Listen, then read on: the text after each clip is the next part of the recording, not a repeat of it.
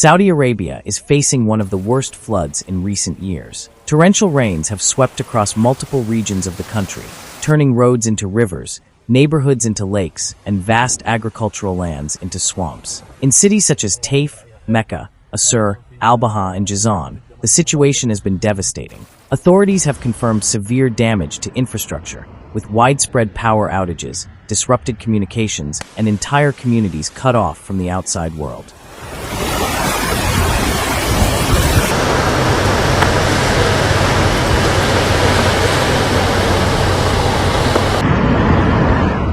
In Taif, the rainfall continued for hours without pause, overwhelming the city's drainage system. Several residential areas were completely submerged, while markets and highways were abruptly shut down. Vehicles were left stranded or floating, and many families were forced to take refuge on rooftops while waiting for rescue teams. But the worst was yet to come. Within hours, the water volume doubled, and the collapse of urban drainage networks turned the city into a full-scale emergency zone. غرقنا ما شاء الله تبارك الله طريق المعيصر. Further south, the regions of Asur, Albaha, and Jazan became almost completely isolated. Valleys turned into violent channels that swept away everything in their path.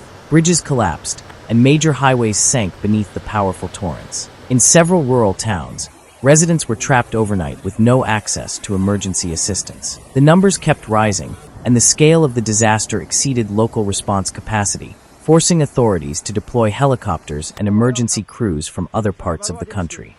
لا حول ولا قوة إلا بالله. لا حول ولا قوة. The Mecca region was among the hardest hit. Large stretches of farmland disappeared underwater.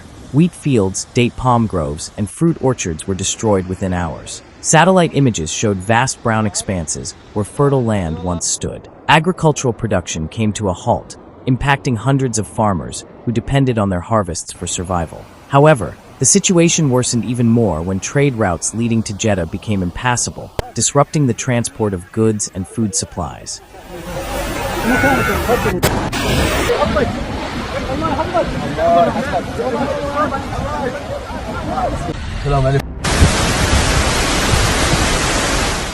Power and communication networks also collapsed. In several sectors, electrical poles fell into the water, leaving entire cities in darkness. Families relied on battery-powered radios to hear emergency alerts. Hospitals reported difficulties treating patients as flooded roads blocked ambulance access. Schools and mosques were converted into improvised shelters, where hundreds of people gathered with little drinking water and scarce food supplies.